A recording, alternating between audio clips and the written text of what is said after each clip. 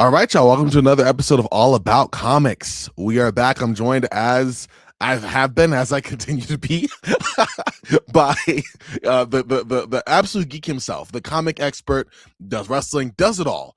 We got Matt back in the building. Excited to go into more of our coverage of the state of comics midway through the year. We start with Marvel a few weeks back, and now we are handling the distinguished competition themselves, DC Comics. Let's get into it.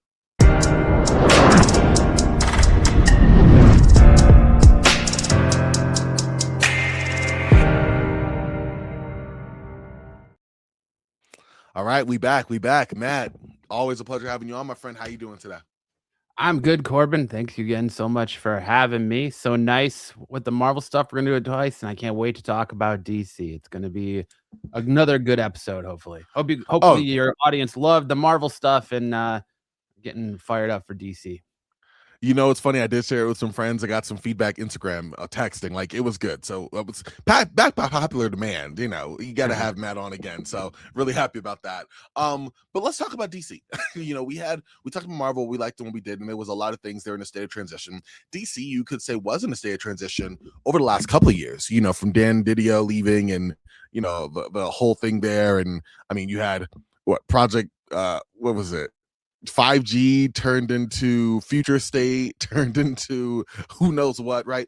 But over the last year, you know, Scott Snyder has taken more of a leadership role there. Joshua Williamson, other prominent, really good creators have been there. You have had the Absolute Universe, and that's exploded, right? And that's kind of spilled into the All In publishing line that's going on now. So, you know, we have our kind of the four ways that we will be kind of looking at this. And one is what's worked for DC Comics in our opinion, what has gone wrong or what has not worked, what can DC Comics improve upon or build upon for the remainder of the year, and then what are we personally excited about from DC Comics for the rest of the year. So we got to start with the first, and there's a lot, so it'll be fun to kind of get our different opinions on it. What has worked for DC Comics through this first half of 2026? I mean, personally, I think it's been a tale of the tape. You have the Absolute Universe, and then you have everything else DC is doing between the next level stuff and everything like that. Like you had Absolute Batman, Wonder Woman, Superman killing it. We just had, as of yesterday, the end to the Absolute Martian Manhunter story. You have Absolute Green Lanterns going, and now you have the addition of Absolute Green Arrow. Like, Absolute line is absolutely, no pun intended, running away with everything DC to the point where it's outselling its DC's mainline titles. Yeah, it's wild, and I think it's something that I think it's safe to say. I won't even say no one. I would say very few people saw coming. I know when the Absolute line was first announced, I had a lot of, I guess we'll see. I guess how we're looking at the Midnight Universe for Marvel is exactly how I felt about DC. Like, I'll give it a shot, you know, but I'm not sure if I'm gonna like it. You know, the images that obviously Batman came out, that looked weird. That kind of subverted anyone's expectations of what Batman would be. And it's Scott Snyder, and you love Nick Dragotta, but it's like, what? You know, so it was a lot. And then Absolute Superman and Wonder Woman and Martian Manhunter and all of that. But it's been great. You know, it's definitely refreshed all of these characters in a way that I think you would remember, Matt, kind of reminds or kind of brings to mind the Ultimate Universe back in the early 2000s. You know, when you did have, you know, Ultimate Spider-Man, you know, changing it up and Ultimate X-Men and all of that, really kind of, you know, giving a different look at the same characters that we've known for the last half a decade, but doing so in such a way that it does bring in new readers. It is bringing in people who are like, you know, I guess I will give this a shot because it is different. Yeah, I mean, in Scott Snyder we trust, right? Because right now, I loved what he did in the New 52 Batman run. He is right now. I feel like if there's one name to be leading the charge in DC Comics, it's not Jim Lee, it's Scott Snyder. Like everything that dude touches pretty much turns to gold. And I love, like I said, he gave us the Court of Owls, he gave us Mr. Bloom, he gave us a new side of the Joker and Death of the Family. Like he gave us some pivotal Batman stuff. And then you throw in Batman heavy metal and all that stuff. He gave us the Joker Who Laughs, things like that. Like he's created some iconic pivotal characters and he's continuing to do so with the Absolute Universe. And you would think like you were saying when the Absolute Universe was first announced, people were like, "Oh great, another Batman story." But it's Scott Snyder, you know, and you're kind of you're kind of working through it, and when you start to hear a little bit about it, you're like, "Eh, this sounds very familiar," and then you see the images of Batman, and he's, like, 7 foot and, like, 400 pounds, and you're like, how is this gonna work?" But then you get the intriguing part of it of, like, he doesn't have his Alfred anymore, he doesn't have his butler, he doesn't have his main weapon and his money, his superpower, right? He's not wealthy, and then you start more and more getting into the thick of it, and even with, like, Superman, you get a different take on Superman, and I'm not the biggest Superman fan in the world, but I love what's being done right now with Absolute Superman, and I love the changes with Absolute Wonder Woman too, and the Absolute Universe has kinda, in a lot of ways, shouldn't work, but it is because of how they've kind of been like, "Alright, well, this is a new universe, so you do what you need to do with these characters. We're gonna remove the shackles that are on you as far as, like, having to follow Batman's no-kill policy, having to follow, this, and this is how you need to treat Superman." You kinda remove those limitations that these characters have and expectations that they have to the DC main line, and you reimagine these characters, and I think Snyder did a fantastic job with that, with, like, taking Batman's rogues gallery and making him some of his best friends and not just automatically establishing them. We're on the ride and seeing them turn into what we know in the main DC universe versions of themselves in real time as we're reading this book, and I just think that he's done such a great job with, going kind of lower scale with the Black Mask and working up and sprinkling Joker stuff here and there, but working our way up to some of these other bigger, more notable rogues, and it's been an amazing ride and continues to be an amazing ride. So much so that that first issue of that book has tripled in price in 24 hours after they announced an animated series. So it's Crazy. gonna be crazy to 100%. I remember not being able to get my hands on the first trade, like, yeah. for 2 weeks. I was like, at my LCS, and he was like, "Yeah, it's sold out, like, for a while." And I'm like, "Wait, what?" Like, it's wild, the multiple reprints and everything that's gone into that. And like you said, it's a storytelling that's been done in a way that does not feel like a fad. It does not feel like a one-off. Initially, you had to earn the reader's trust, right? And so it was kind of an issue. We didn't know what it was going to look like, and you Absolutely. know, you have Batman built like Travis Kelsey. Like, that's kind of it's kind Oh, of I would say unique. more like Aaron Donald. I wouldn't go Travis Ooh, Kelce. I'd go Aaron Donald, but I yeah, like that.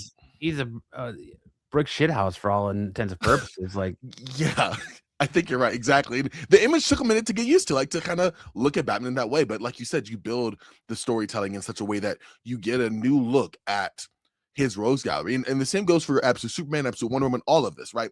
You get a new look at their rogues gallery, get a new look at their cast of characters, but in a slightly different light, but in a way that's not just like, what if Superman was evil? Or what if Batman was, whatever. No, mhm, yes, that's the main one. But if you look underneath that, there is more under the hood that as a reader, you're like, huh, interesting.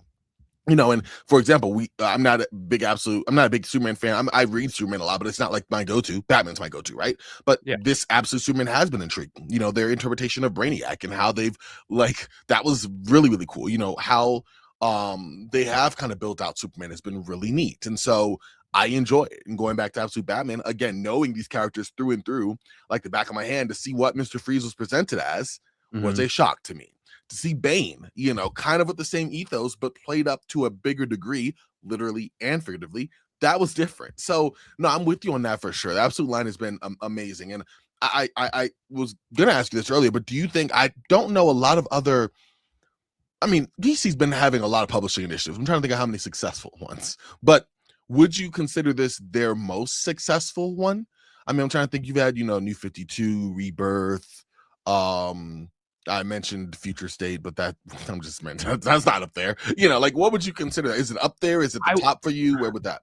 For me, it's the top, and I'll tell you why. It's Okay. because they're handling it the way that if you go all the way back to right after the New 52 was coming to an end and they announced Rebirth, right? And everything with Rebirth, everyone, Kyle and I did it over on my channel. We made fun of Rebirth saying, like, "Oh, DC's rebooting again. They're just rebooting. Like, we're gonna get a crisis. We're gonna reboot everything." And Yep. DC was like, "No, we're not gonna do that. We're going to scale back. We're going to reduce the amount of books we're bringing out. We're gonna bring everything back to a $2.99 price point, and we're gonna reduce the number of of titles we have, and we're gonna do, I can't remember if it was like weekly or biweekly titles.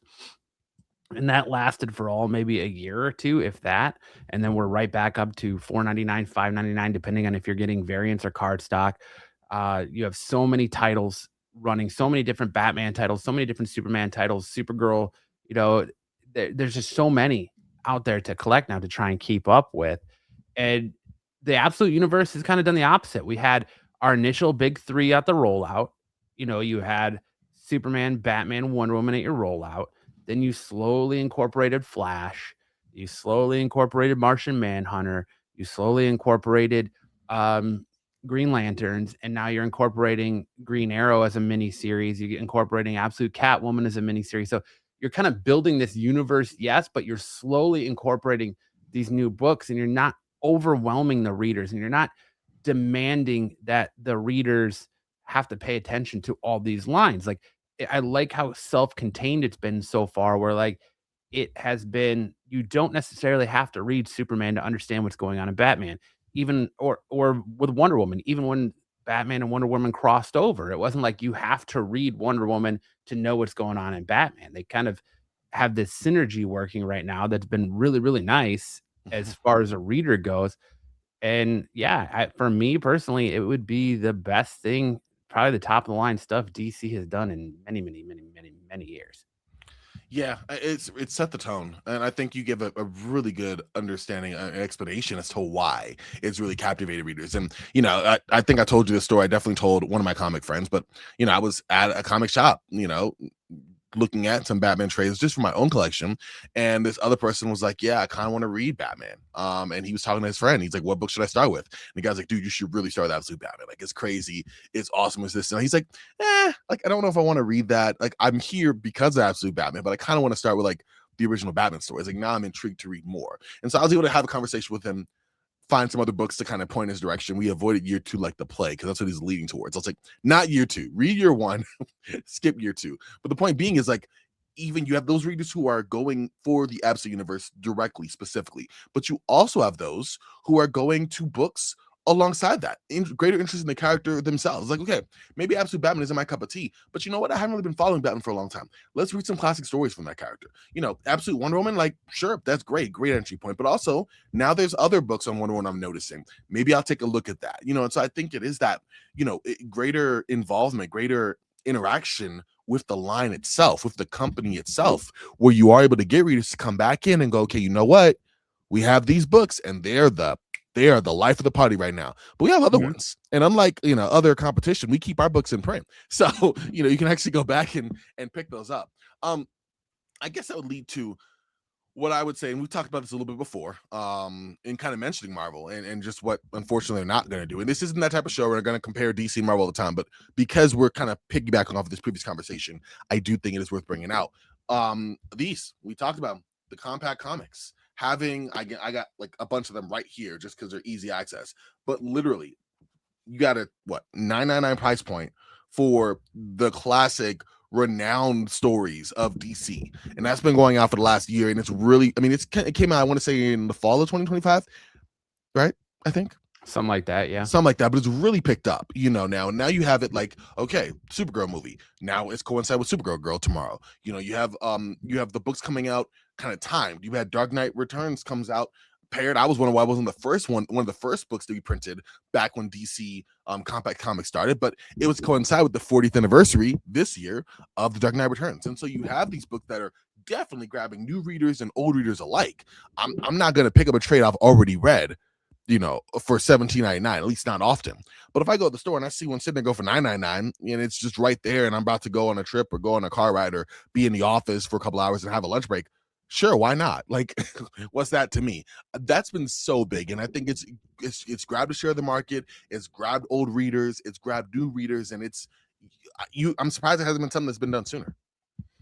Yeah, I mean, like I said, it is like I said about the Marvel stuff when we were doing that. It is compact. You can throw it in your bag when you go to an airport. It doesn't take up a lot of room. It's not a million pounds like a Marvel omnibus is, and you get your complete story in one little manga-sized book. So it's a win-win, and I definitely think that DC is ahead of the game offering their complete collections like that. Yeah, and they're already significantly cheaper than those traditional $20 trade paperbacks that you usually get. I would say it depends on the book because some of them are kind of thinner than those, but some of them are thicker. So like, I mean, Kingdom Come was a 4 issue, so it's not super big. Same with like Batman: The Dark Knight Returns, not a super big book, but then this one just came out this past month, Batman on the Red Hood. That's pretty Mhm. chunky, for $10, right? And you do have these full collections of classic story arcs. That's really, really cool, and they don't require any previous comic book knowledge. You can just pick it up and go. And what I especially love about it is, I'm gonna zoom in for those who can see it on the video, but I'll describe it for those who are listening. On the bottom left hand or the upper right hand side, it tells you kind of the genre that the comic will be in. Because yes, they're all comic books. What kind of comic book is it? Is it a thriller? Is it a mystery? Is it horror like Deceased would be? And I think those are so cool. So that'll be another thing that I would say they've done really, really well. They've been widely accessible. It almost reminds me of like the newsstand kind of books, comics back in the day, because you do find them in not grocery stores, but you could, in the book section. You do find them in your local bookstores. They're not just bound to comic books. I've seen them in airports. Like, they're easily accessible to pick up and go. And I think that just adds so much to the overall readership. Mhm. But what else have you liked about what DC Comics has been doing this year? Like I said, I really loved KO, man. KO was it was a fun event. I love that KO got people back into the comic book shops, and KO got people talking about comics again, especially in the comic book shop and younger generations. And when the KO was first pushed, it was like, all right, you're gonna have this Mortal Kombat meets Street Fighter-esque tournament for the King Omega. And it's Scott Snyder said at San Diego last year, it's really supposed to be a Superman focused story. And it was, but I like some of the different matchups you got to see in there, even though the end of it became pretty predictable. Um, it was it was a very good event, I think. I feel like they've kinda had a little trouble coming out of it, and they didn't incorporate the Absolute Universe into it as much as I probably think they could have, but I did like what KO has done. They're doing great things on the main fraction Batman stuff. There have been some stumbles, if you wanna talk about, I'm sure we're gonna talk about those, but, the main fraction Batman stuff, yeah, man, I like I said, for me, DC's just been mostly Absolute Universe and kind of what they're doing there. And, I mean, where else are you gonna see Batman just punt a child like his name's Pat McAfee out here, right? Like, you're not getting that in your main DC comic book. Like, I just love the edge that the Absolute Universe brings, and right now for me, it's Absolute Universe or bust. I feel like DC should really lean into that much harder than they are, but at the same time, I'm glad that they're not oversaturating it so far. Yeah, that's kind of where I'm at. It's a balance, a tricky one, especially with the success and the runaway success at that the Absolute Universe has had. It'd be easy to pull out, Absolute. I mean, Absolute everybody, right? Absolute Swamp Thing. I'm sure that'll be something, but you know what I mean. Absolute Green Arrow is already a thing. You can go now deep into the backlog of characters. You've already kind of gotten the Holy Trinity. You've gotten the JLU,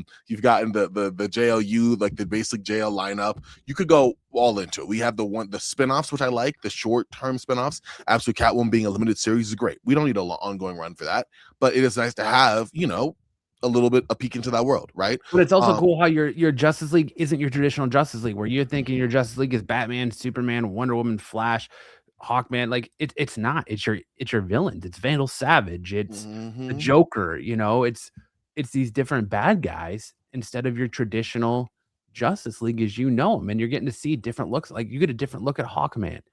You're getting Yeah. a substantially different look at Absolute Flash or Reverse Flash or Lex Luthor or, you know, Gorilla Grodd, or you're like you said before, Brainiac and how Brainiac comes about. And, I can't wait to see some of these other characters that are gonna fall in the Absolute Universe. Like, you look at Absolute Wonder Woman, we're getting Zatanna. We just got Raven introduced, Vandal Savage. It's like you're getting just these different takes of these characters. You're getting Absolute Deathstroke in a different light, and Alfred in a different light. It's just I love how refreshing the Absolute Universe has been to really create a new launching point for these characters, and where we as old school nerds debate, who's your Batman? Keaton, Bale, Affleck, uh, Clooney. I don't think anyone Kilmer, I don't think anyone's out here saying Val Kilmer or I Clooney, used but, to, but you not know, anymore. Yeah. but still, like, now you go into shops and you hear kids saying, "My Batman is absolute Batman." That's my Superman. Like, it was a relaunching on point. It's not watered down. It's not convoluted. You don't have to, like I said with Marvel, you don't have to go back through so much Batman lore to understand and get these characters because it's a new interpretation on them. You already have a basic understanding, and that's how I feel like Scott Snyder approached this. Is that he was like, well, everybody has at least seen Batman the Animated. They've seen something Batman. They have a basic understanding of Batman and what Batman's history is and what his underlying tendencies are. We can work on that, but we can also give it a fresh perspective. What if Martha Wayne lived and Thomas Wayne's the only one that died? What if Batman's parents aren't rich? What if Batman, we take away the one superpower he has in his money and he doesn't have that and he has to go it alone? What if we put Batman in it? We find him when he's a lot greener and he's just out there rushing in a fight. There's no tactileness to anything he's doing. He's just Yeah. using brute force, and well, what if we change his rogues galleries around and we make him his best friends and we find these people where they have these underlying tendencies, but they haven't become what they're ultimately going to become yet. And we're going to join them on that journey to becoming that. And better than that, let's give them a giant axe and see Why where we not? go from here. Why not? And I love the way that he's incorporated, and I love the way that Snyder has incorporated the Court of Owls into all this. And I love the way Joshua Williamson's working stuff in, and the way that Superman's been handled, and the way, like I said, they incorporated Lex Luthor and the Peacemakers and Lois Lane. And I just love how refreshing these different characters takes are. That you don't really know how much of a line needs a refresh until you get one, and it's like, man, this could really be something here if DC handles it right. And I think Scott Snyder knows what he's doing, and having him kind of oversee everything has really been a good breath of fresh air for DC, and it's prevented it from getting too watered down, too convoluted, and they've kind of just worked it to where, like I said, the main stuff is sometimes really hard to follow. Exactly. I think and that kind of goes into, I guess, what we can look at as what can DC get a little better at? What's gone wrong with DC? What's not been great? And I think you kind of touched on already with the main line, and not so much the main line has been bad. It's just not been anywhere close, except for maybe a few books here and there, to the level of the Absolute Universe, right? And you look at, for example, Batman by Matt Fraction. We're gonna talk about it a little bit. I didn't like it at first, the uniform refresh, the design. But I think a lot of that, there you go, holding it right there. Yes, like I need to get on that. Actually, I'm gonna pick that up in a minute. But like a lot of that for me, I think, is the talent you have on that book. I mean, you've had Jorge Jimenez on that book for the last 5 years, 6 years now. He's Mhm. been there from, was he there for Tom King? No, he was there for oh my goodness. I can't think, and it's been the last 4 James Tynion. There you go. James Okay. Tynion. Yeah. And then after that it was oh my goodness. Wow. Zdarsky's in there at some Zdarsky, point too. yes. And now, so this is third one. This is third writer. And or third writer that he's worked with. And each time Jimenez has been able to make a different look on Batman. Like it fits with the writing, but it's a different look. And I loved it. So at first I'm like, okay, do we need to go back to the old school blue? But it worked. And Matt Fraction as a writer, at least for me, the first 3-4 issues, I loved how it felt episodic without feeling like, oh my goodness, I picked up this book and I've no, like, where am I? You know what I mean? Like it did feel self-contained while in the larger narrative continuing the story. Now, after DCKO, I kind of feel like that went away from that a little bit. I feel like it did become more like a general comic book. Matt Fraction is a great writer. Jorge Jimenez is a great artist, but there's a lot of dialogue, kind of a slow drip into what we're trying to get into, which obviously we're building for the big event of the fall with Batman with Bad Seed. So there's been some stuff there. I want to throw it to you because, like, for me, like that's my general point. The books have been good outside of Absolute, but by and large, they don't light a candle to what Absolute is. And so there is a bit of a discrepancy there. Well, I think to appreciate Batman, the main run, you have to understand Matt Fraction as a writer and ultimately how he writes. And Matt Fraction, if you've read anything from Sex Criminals or anything he's done, he doesn't give you everything all at once. Case in point, a few issues ago, we had that interaction between Batman and the Joker. And the Joker says he says they're coming for you, Bruce. He's a lucid Joker. He's having this conversation with Joker, and we haven't revisited that yet. Like so Matt Fraction is a writer. He doesn't like to give you everything all at once. He likes to sprinkle things and spread things out, so it gives him a plot thread to come back to later on. So when it finally comes back to that, the payoff is worth it. Like he's asking you, he's not insulting the reader. He's trusting that the reader is intelligent, and he's asking you to be intelligent. And he's not giving you everything at once. He's asking you to intelligently take the ride and then come back for the payoff. So it's like it's very much like a season of a show. You don't get the big payoff after every episode. Like it works towards that final episode giving you that big payoff, and that's kind of how Matt Fraction writes. Is he writes all over the place, but he comes back and connects all those dots. So he doesn't write himself or pigeonhole himself. He doesn't write himself into a corner. He sprinkles things out, spreads things out, and then eventually comes back and connects all your dots to where you have that giant aha moment. So that's kind of where you have to understand as with Matt Fraction as a writer with writing Batman. Now, where I think DC's gone wrong is I feel like they've lost their way after KO. Like it felt like KO was set up for this giant event, and ultimately by the end of KO, it felt like it was just a giant event to set up an absolute crisis. It was just Yeah. another roadmap to set up another crisis, and I feel like that's DC's Achilles heel is they're like, well, whenever sales start to dip and they're like, well, we need to refresh these books, we need to refresh these lines. What can we do to do this? They fall back to their old familiar and they go right back to crisis. We have another crisis event, but we're going to call it something different, crisis that now we're going to go to absolute crisis or we're working towards absolute crisis. What I think they did great with KO is setting all the events with the absolute characters in the future so it did not hurt what they're building towards in the absolute universe. It still kind of left the absolute universe alone enough where they can do their own thing, but they kind of show you what they're working towards. I think that was a great step with KO. Where I think KO stumbled is coming out of KO, what effects do we still feel? Like, other than the Superboy, KO did a lot for Superboy Prime and to put Superboy Prime on the map and kind of remove our main DC Universe Superman and kind of give that role to Superboy Prime. And now they're gonna bring him back with the older, where he's older and different variations of it. But that's kind of where I feel like they've stumbled is that outside of the Absolute Universe, tell me what's going on in these books.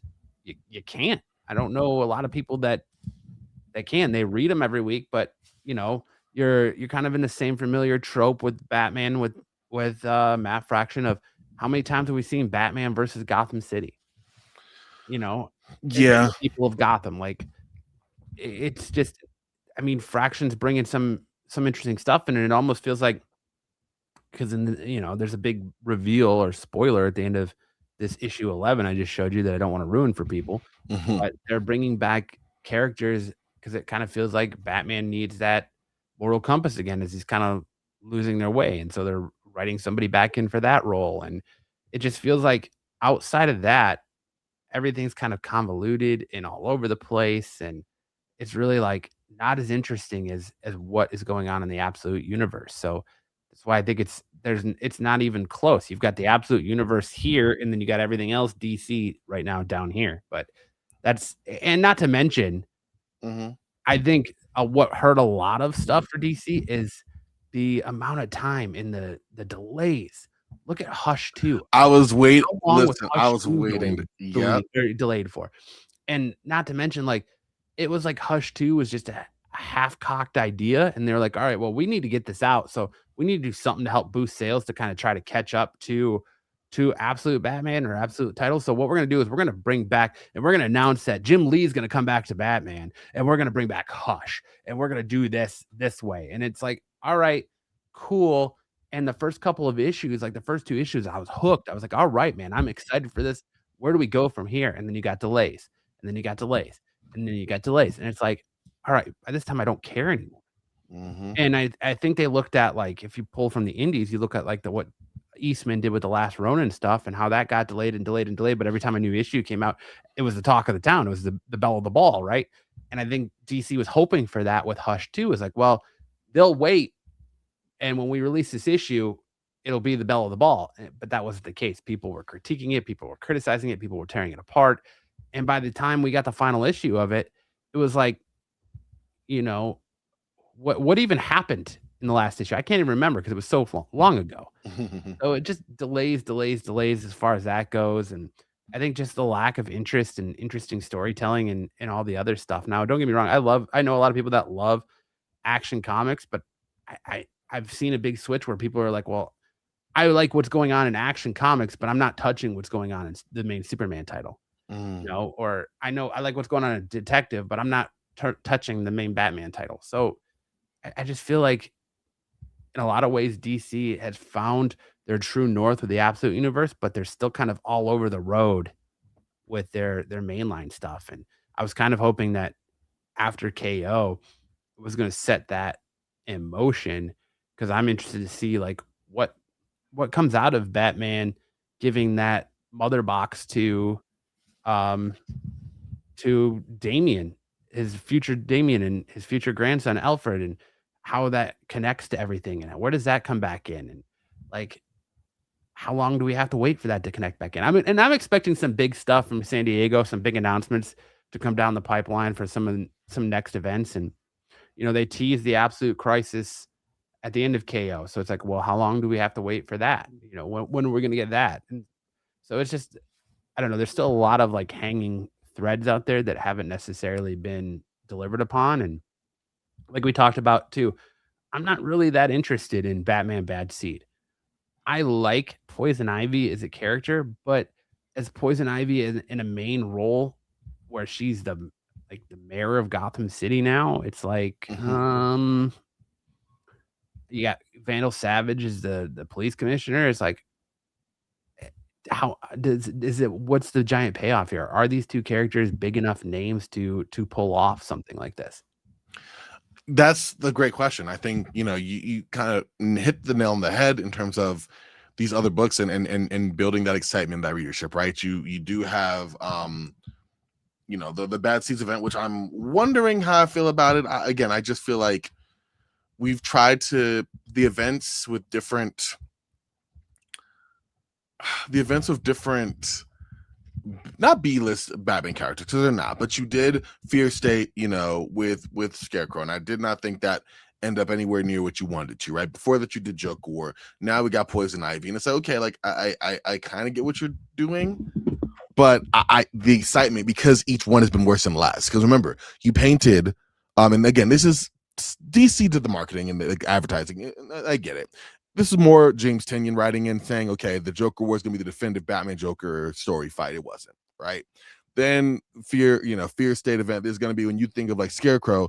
This is one of the stories you think of Scarecrow. I mean, I guess, but not because it was good, right? So now you have this, and I don't know, it could be good. I don't know. It kind of feels very forced upon us. You start this new run. She wasn't a major character in the first 4 issues or so, and all of a sudden, we're growing into Mayor Isley and everything there. So I don't know. On the Wonder Woman side, I mean, you have the Wonder War with Tom King.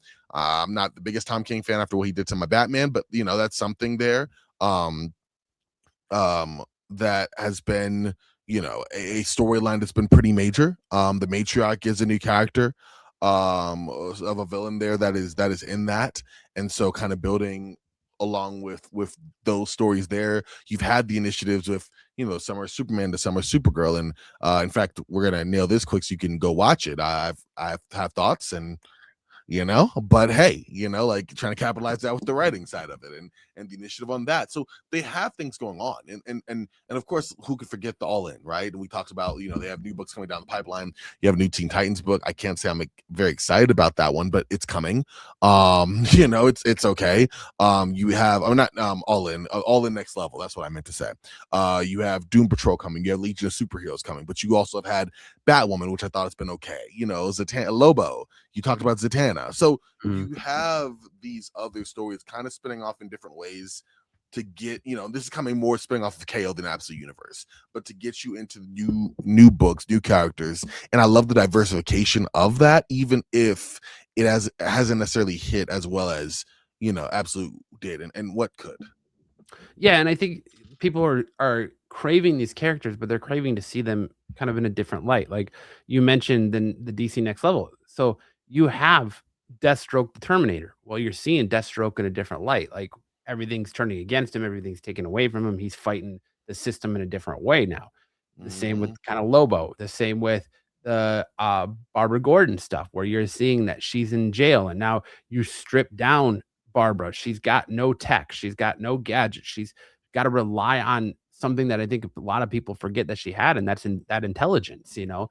So you're seeing her have to rely on a different skill set and a different version of herself in that story. And there's some good stuff out there from DC. The problem is when you walk into a comic shop and you talk to the normal everyday comic book reader, you say, "Hey man, what are you reading from DC?" Absolute Batman, Absolute Mhm. Flash, Absolute Superman, Absolute, it's always Absolute. You know, like I'm a Wednesday warrior through and through. I'm at my comic book shop at 10 a.m. when they open to get my books. You know when it's an Absolute Batman day because there's already 15, 16 people in line waiting for the doors to open. Where when it's not an Absolute Batman week, you don't have that. You see the same faces every time. And then Absolute Batman Week, you're like, "I've never seen you before. What are you doing here?" And it's like, "All right, Absolute Batman makes sense," you know? So, Yeah, no, there's it's true. nothing that DC is doing in their main line title right now that are getting people talking, that can even hold a candle to Absolute, and I think that's a problem, is they need to scale back a lot of their titles and come off of a lot of them. And we don't need and it's the same thing Marvel does. Do we need 15 Superman titles? Do we need 15 Batman titles? Do we need, you know, several Wonder Woman titles with different versions? Like, how about a team switch up? Like, I loved the DC Rebirth Teen Titans with Damian Wayne as the leader. Like, it's cool to show the different iterations of these team. Quit going back to the well. Let Dick Grayson go do something else. Let him be Nightwing already, Let Mhm. let Jason Todd be Red Hood. Let Tim Drake be Red Robin, or give him his own moniker at this point. Let Damian Wayne cook as the leader of the Teen Titans. Just give him some time. Give him some shine here, you know? Yeah, no, I'm with you on that. I think we talked about, oversaturation and the importance of not doing that, and why DC has succeeded in not doing that in some lines, and others. I get it. The movies have been coming out, but you do have a little oversaturation on the Superman side, Supergirl side. With all these different books, and like, yes, he is a very, very, very popular character, and we get that. But he's no Batman. We already have 18 million Batman books, right? So on the Mhm. one hand, as we know in comics, it's about the supply and demand, right? You have the supply to meet the demand. You wouldn't have all these Batman books if people weren't buying all these Batman books. The problem is you have all these Superman books, and maybe the numbers don't totally reflect people buying all these Superman books, right? So like that's where you have the discrepancy there. But you're right, trying to be different, but also maybe you have a like you said, loyal comic readers coming all the time, and so you want to also. It's a fine line. That's why I'm not at a publishing for a comic company, right? Try to keep new readers engaged and coming in while retaining your older ones. And so, for example, I'm not the biggest fan of the All In Teen Titans coming or the Next Level Teen Titans book because it's like 4 or 5 random people and Jason Todd. I mean, yeah, and I'm okay with that though, because we're getting we're getting something different. You're gonna see how Jason Todd leads a group, right? You Mhm. already know the conflictions mentally, morally, spiritually, what have you, that Jason Todd has. So now you're gonna see how he operates as a leader and how he's gonna operate and control this team. And I feel like that aspect of it is cool. Just I mean, think of how many times we've been out here and we've said like, "Oh, Ben Affleck's gonna be Batman." Why is the dude from Goodwill Hunting gonna be Batman? Why is the dude from Mallrats gonna be Batman? Why is the dude from, whatever other Ben Affleck movie you can think of, The Town, gonna be Batman? And then look at or Heath Ledger. Why is the dude from 10 Things I Hate About You gonna be Batman or Joker? He's not my Joker, but then you see it and they deliver, and you're like, okay, like here we go. So I think you gotta give it at least the first 5 issues on this new Teen Titans and let's see how they cook with Jason Todd in that role and then judge from there. I know it's easy. We as comic book fans want instant gratification, so you're gonna judge for everything. But I can say this, I question how many people buy these titles because I know I'm guilty of this Mhm. just to continue their run, but they don't actually read them. They pick them up, they Mm. go home, and they drop their book in the box. What's gonna create new comic book fans right now is word of mouth. And you walk into your shop and you pick up Batman and you're like, "Yo, let me tell you about this version of what's going on in Batman right now." Yeah. Because I feel like there's a lot of old school collectors that continue their runs because now we got legacy numbers and all that. They're continue their runs just to continue their legacy numbering, and they just drop in their box and they go about their business, and they can't even tell you what's going on in the story. So DC sales look good because yeah, people are still buying the box, but you're not really creating new readers because the word of mouth isn't there because your stories aren't interesting enough to bring people in.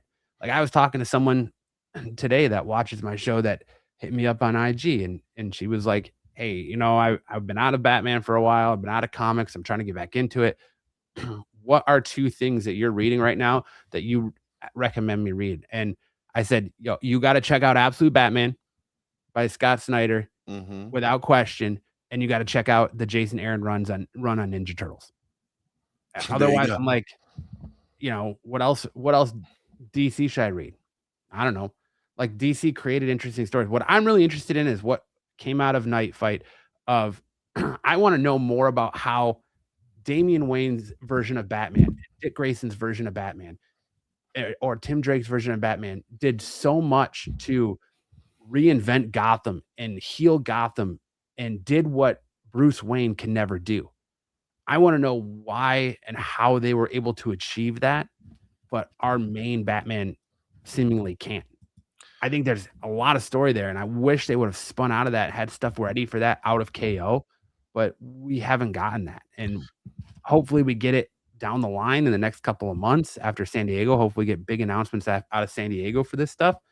But that's just kinda where I've been, like, I think DC really dropped the ball on KO and the fact that they didn't have much spinning out of KO because it felt like they were gonna KO, and then they wanted to transition us into DC next level, and it was like, Alright, I don't really think you know where you're going, so how are we supposed to know where you're going, you know? Yeah, and they definitely could have went in a different direction in terms of, like you said, having these. If you do a DC the night fight, and I thought it was just a way to get Batman out of the main picture. We knew he was going to be back in the finals anyway, right? But it was a way to get him out. But you're right, it did open a door of like, hey, you could have spun a 8 issue miniseries on that. 2 issues per each alternate Batman and like what worked and what didn't work, kind of build along that because that was interesting and that is something now that is dropped with the end of Night Fight that we won't more than likely go back into, right? And so that would have been interesting to have gone into. I think you're right. I think I thought that the DCKO fight episodes, the issues were cool. I thought they could have did a little bit more of those, and had a bit more playing into the bracket because that was something that was different.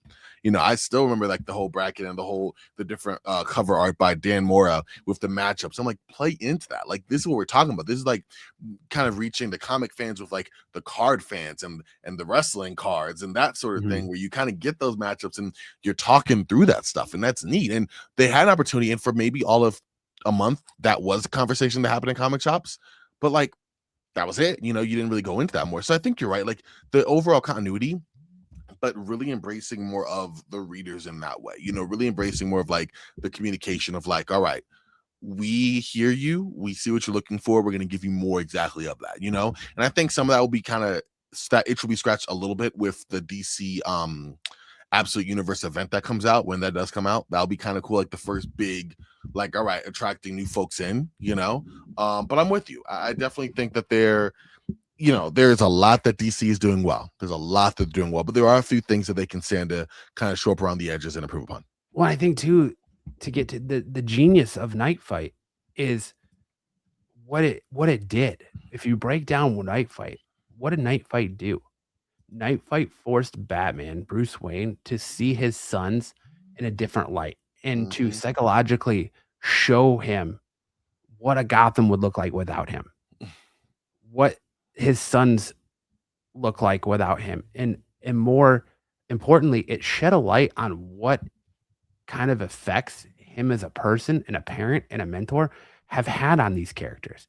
So you look at, like, what is what does Dick Grayson look like as a Batman? He's more agile, he's more tactile, he's a better fighter, he's more put together.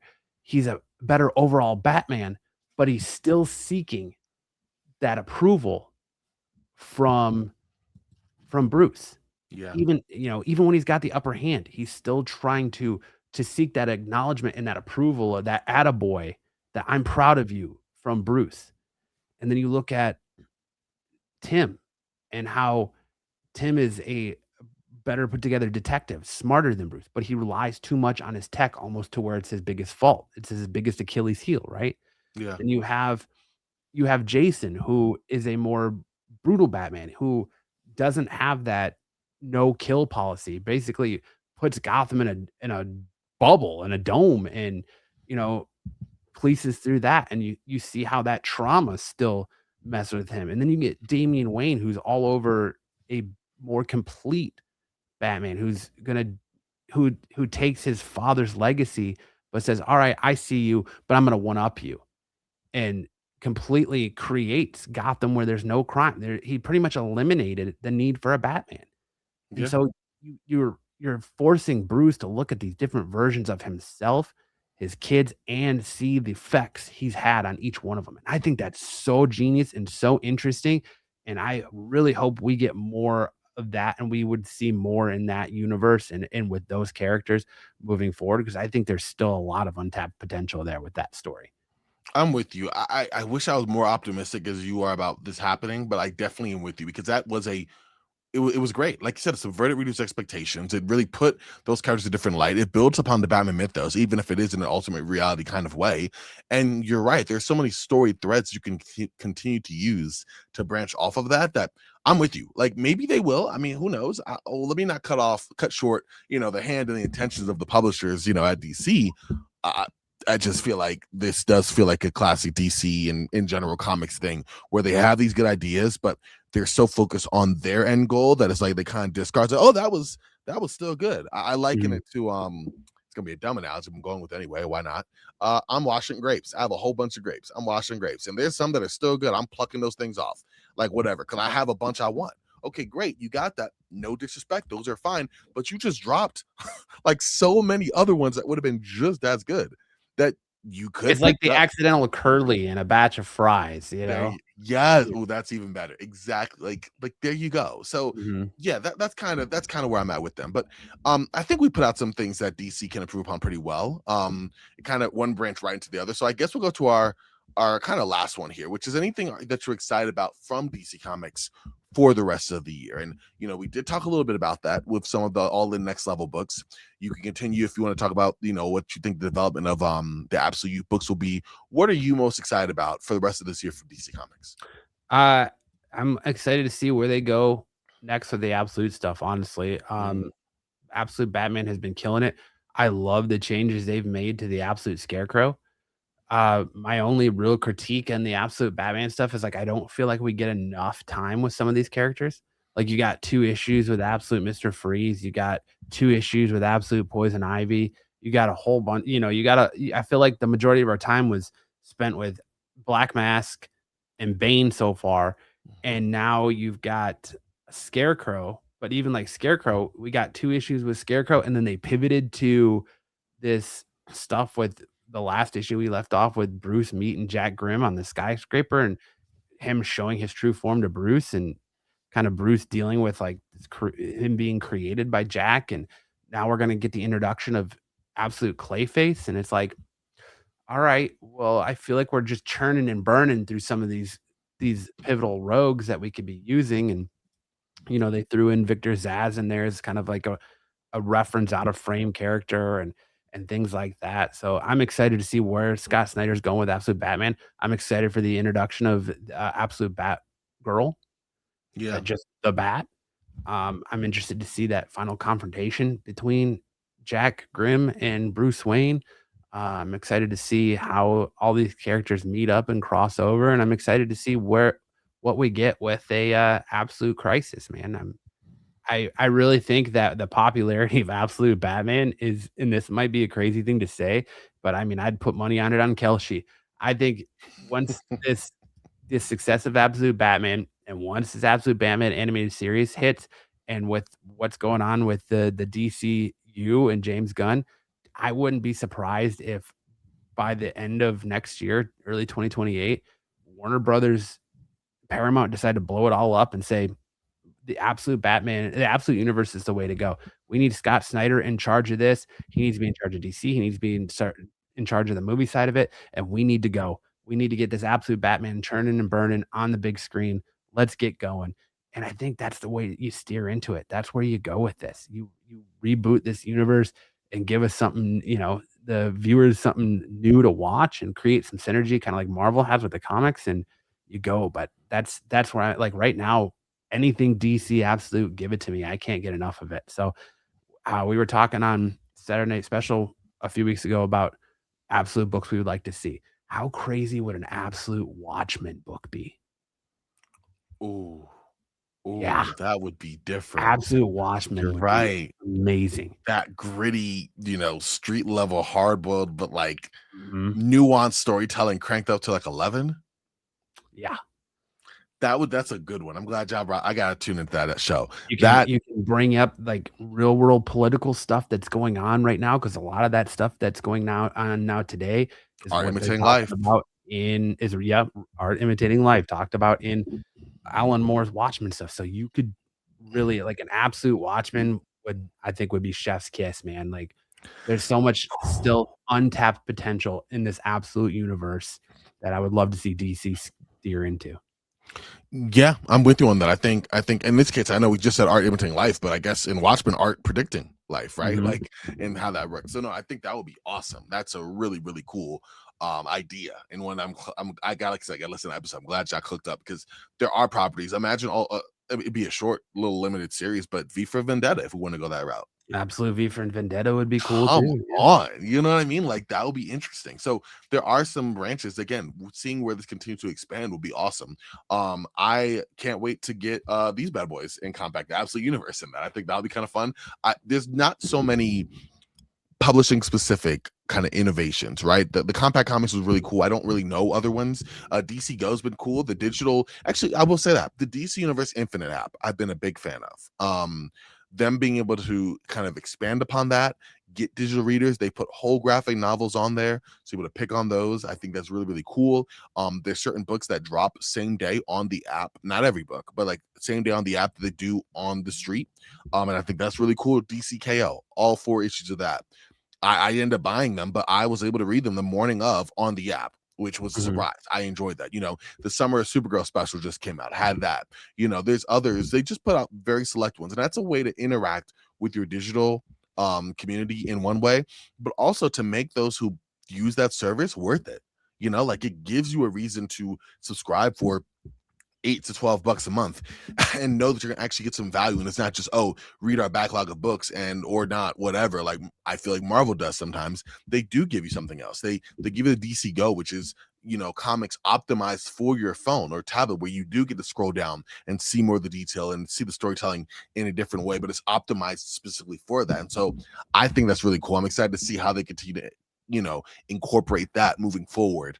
But ultimately, like you said, the Absolute line, let's keep it going. I mean, you went from what we thought was maybe a fad or a short-term thing, and now this is the future for now, until as Scott Snyder said, people decide not to read it. And at that point, there seems to be no signs of that happening anytime soon. So let's continue to see these universes build and these stories develop and these characters. And we get these the run on social media when Nick Dragata or Scott Snyder will drop off a picture of a new character, whether it is Two-Face, which I love that character design, or Absolute Batgirl and all of that. Like, let's keep that excitement going. And right now, I feel like DC is one of the harbingers of that. Well, and I think we'd be remiss too, because I'm sure there's probably listeners just screaming at us like, "You guys are over here, glazing the Absolute universe and talking about the mainline, but what about the Vertigo stuff?" Oh, And duh. you can't Yes. miss out the Vertigo stuff either. Like End of Bleeding life. Hearts. Bleeding Hearts is one of the best Vertigo books. It's like the only Vertigo book I really care about, honestly. Like, it's a interesting switch up of a pretty much genre that I think The Walking Dead absolutely cleaned out, and it's now finding new life. So they're kind of the same principle there as they are doing with the Absolute Universe. You're taking something and you're kind of flipping it on its head and looking at it from a little bit different perspective of like, well, you have zombie apocalypse, but what happens if all the zombies took over already, and now you have one zombie coming back to a life and becoming human again, and his heart starts beating instead of a zombie, and how that's going to affect his life and the hierarchy that he knows and things like that. So I think that's been a amazing book too. So if you're not reading Bleeding Hearts, definitely check that out. No, I'm with you. The Vertigo books, thank you for bringing that up because you're right. We even remiss to, and I feel bad that I let it go this long. But you have Bleeding Hearts. I've enjoyed End of Life. You have 100 Bullets coming back. Brian Azzarello, Eduardo Rizzo coming back and doing I 100 think the Bullets. first issue of that came out this week. Yeah, the U.S. of Anger. Yeah. I think so. So like that's cool, and that's a limited series. But again, you said it. Like, thank you for bringing it up. I don't know how I didn't. Like, between DC Vertigo and Black Label, you have these other stories that are coming in that appeal to another segment of readers. And yes, there's some cross matching there, but that are grittier, deeper stories in a different way. Whether it is elsewhere stories, whether it is prestige projects, whether it is, like Vertigo and these different books that may not be for everyone, but they are for a group of people who remember that line and how bold they were, in their heyday, and kind of bringing that back. More of that is going to be great. I think creator-owned stories that are bold and daring in a way that they can afford to be outside of DC's, what I think are rather loose parameters, way looser than Marvel's, for example. But there are parameters, company guidelines. With Vertigo and Black Label, you have room for these writers to really play, Mhm. and color outside the lines, and still be able to submit that and be like, hey, this is what it is, and Yeah. in stories that you wouldn't see in any of it. I would say in terms of room to work with, you have your mainline DC, then you have your Absolute Universe, and then you have the Vertigo and Black Label where kind of anything can go. And so I really do agree with you bringing that up. That's an excellent point. I definitely want to look forward to more projects coming down the pipeline that fall under those labels. For sure. Yeah, it's gonna be fun. It's exciting. This ultimately, I think, was a lot more optimistic. We were critical because, I mean, Matt reads so many books every single week. I read more than my fair share.